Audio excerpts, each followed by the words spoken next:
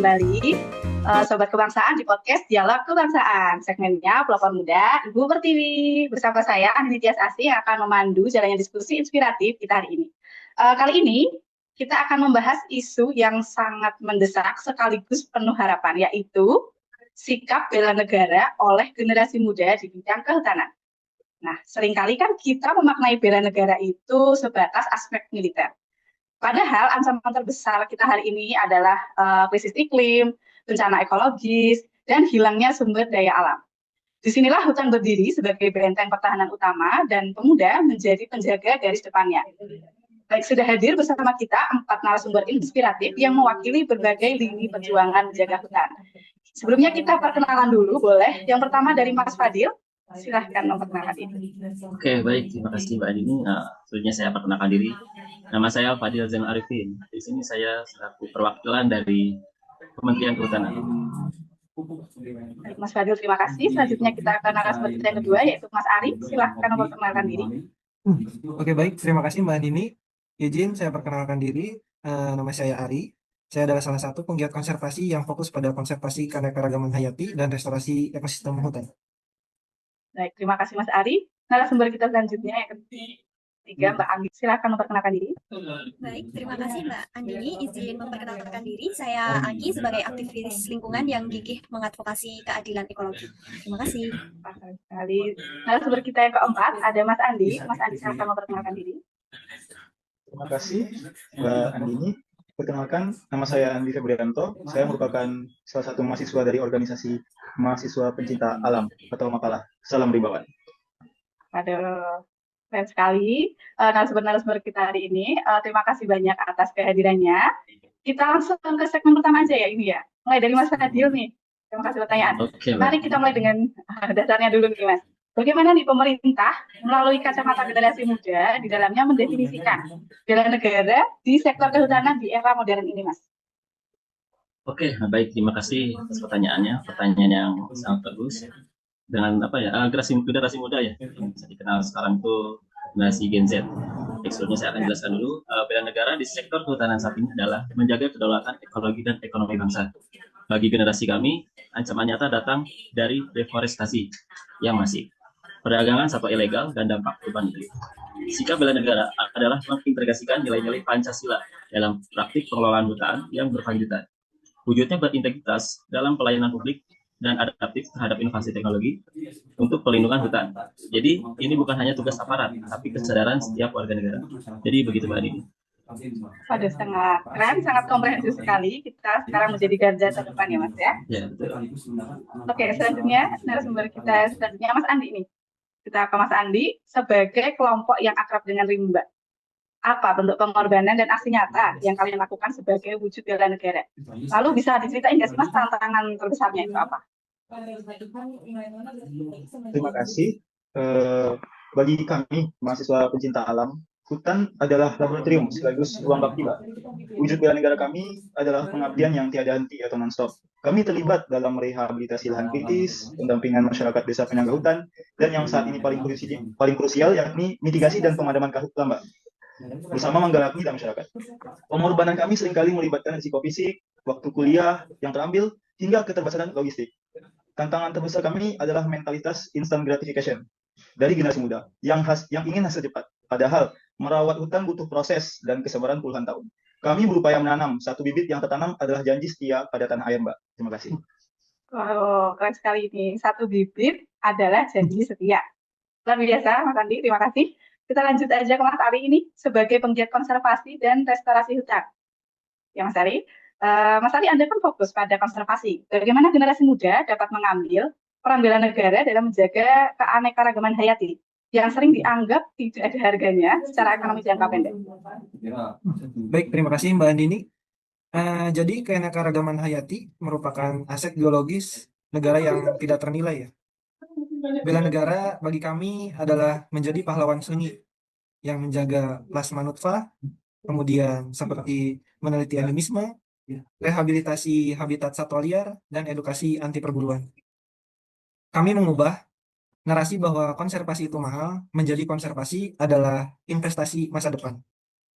Kami mengembangkan ekonomi kreatif berbasis konservasi misalnya ekoturism yang bertanggung jawab untuk membuktikan bahwa hutan yang berdiri tegak memiliki nilai ekonomi yang lebih tinggi dan berkelanjutan.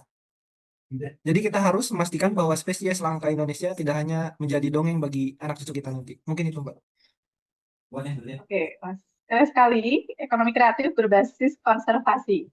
Konservasi adalah investasi masa depan tadi katanya. Keren sekali, sangat menarik perspektifnya. Kita lanjut ke Mbak Anggi. Untuk Mbak Anggi, hutan kita itu kan sering terancam oleh kebijakan atau praktik yang tidak berkelanjutan. Bagaimana peran aktivisme dan advokasi generasi muda menjadi wujud bela negara di ruang kebijakan dan ruang digital, Mbak Anggi? Baik, pertanyaan yang bagus Mbak Andini. Sebagai aktivis lingkungan, peran kami adalah menjadi pendobrak dan pengawas. Jadi kami melakukan pengawasan terhadap konsensi atau izin-izin yang berpotensi untuk merusak hutan. Nah, bela negara kami adalah menciptakan cyber defense ekologi. Artinya kami menggunakan kekuatan digital seperti media sosial untuk memonitor real time dan menyuarakan ketidakadilan ekologi. Nah, kami juga mengorganisir petisi, kemudian kampanye online, bahkan mengajukan judicial review bila perlu, Kak. Nah, sikap bela negara adalah tidak diam saat melihat kedaulatan hutan digadaikan demi kepentingan sesaat.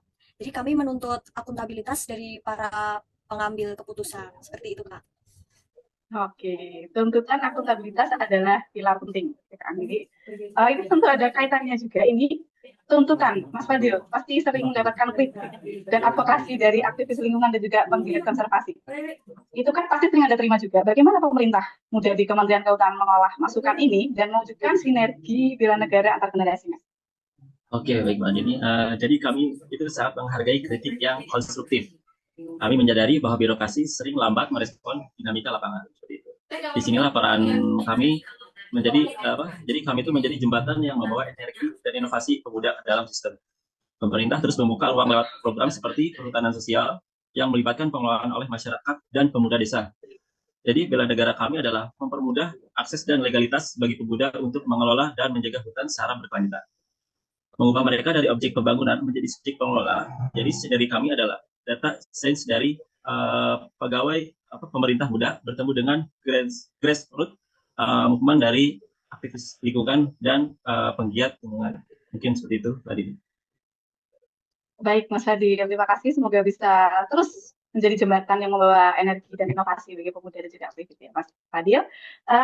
Juga ini ada inovasi teknologi adalah ciri khas generasi kita. Betul tidak? Ini dari Mas Ari. Mas Ari, apa inovasi teknologi terbaru nih yang kalian gunakan untuk memperkuat upaya bela negara dalam konservasi yang mungkin 10 tahun yang lalu itu belum terpikirkan oleh kita? Baik, terima kasih Mbak Dini. Dalam inovasi dan teknologi, kami kini memanfaatkan kecerdasan buatan atau yang biasa disebut AI dan machine learning untuk menganalisis rekaman suara di hutan, atau mungkin yang bisa disebut dalam bahasa kerennya itu bioakustik. Ini memungkinkan kami memonitor kesehatan ekosistem dan mendeteksi perburuan ilegal hanya melalui suara, tanpa harus mengirim tim patroli setiap hari ke sana. Selain itu, kami juga mengembangkan aplikasi penanaman digital yang memantau pertumbuhan pohon secara remote. Jadi bela negara ini adalah memanfaatkan teknologi untuk efisiensi dan jangkauan perlindungan yang lebih luas. Mungkin itu, Mbak. Oke, keren sekali teknologinya, Mas. Semoga bisa dimanfaatkan agar lebih efisien dan bisa menjangkau secara luas juga. Bioakustik sebagai mendeteksi ancaman keren. Kita lanjut nih ke Mas Andi nih, selain fisik, Mas. Bagaimana peran pendidikan dan kaderisasi di organisasi Anda menjadi wujud bela negara? Bagi kami, mahasiswa pecinta alam, Mbak, pendidikan adalah fondasi, Mbak. Kami menanamkan adanya 3 etika utama, yakni etika lingkungan, etika perjalanan, serta etika sosial. Lalu, kaderisasi kami seringkali dikaitkan dengan kata kekerasan. Padahal, kaderisasi kami mengajarkan bahwa alam harus didekati dengan rasa hormat, bukan sebagai objek yang bisa dieksploitasi. Kami mengajarkan kemampuan untuk bertahan hidup dan mitigasi bencana. Semua itu adalah kemampuan awal bela negara yang diterapkan di lingkungan alam. Kami melahirkan pemuda dan pemudi yang tangguh, sadar lingkungan, dan siap berkorban demi keutuhan wilayah. Terima kasih, Mbak. Keren sekali, Mas Andi. Terima kasih. Kita lanjut aja ini ya ke Mbak Anggi ya. Berbicara tentang pendidikan, Mbak. Bagaimana cara yang paling efektif untuk menanamkan kesadaran bela negara di bidang kehutanan kepada generasi muda perkotaan yang mungkin nggak pernah melihat hutan secara langsung, Mbak? Oke, baik Mbak Andini. Nah, untuk menanamkan kesadaran bela negara di bidang kehutanan kepada generasi muda perkotaan yang mungkin tidak pernah melihat hutan secara langsung itu kuncinya adalah di demistifikasi Kak, dan relevansi. Jadi hutan itu harus dibawa ke kota melalui data yang divisualisasi secara menarik. Mungkin bisa menggunakan VR atau AR. Nah, serta menghubungkannya dengan isu sehari-hari. Misalnya menghubungkan deforestasi di Kalimantan dengan banjir di Jakarta atau kebakaran hutan dengan kualitas udara yang mereka hidup. Nah, kami juga mengubah konsep bela negara dari hal yang jauh menjadi hal yang sangat pribadi. Contohnya seperti jika hutan rusak, maka kamu akan sakit. Dan yang terpenting itu Kak, berikan mereka platform aksi yang mudah, mulai dari memilah sampah hingga menjadi digital advocate. Mungkin seperti itu Kak. Oh, wow, keren sekali ini. Semakin seru ya ini pembahasan kita ya ini. Sepertinya mendekati akhir ini segmen kita.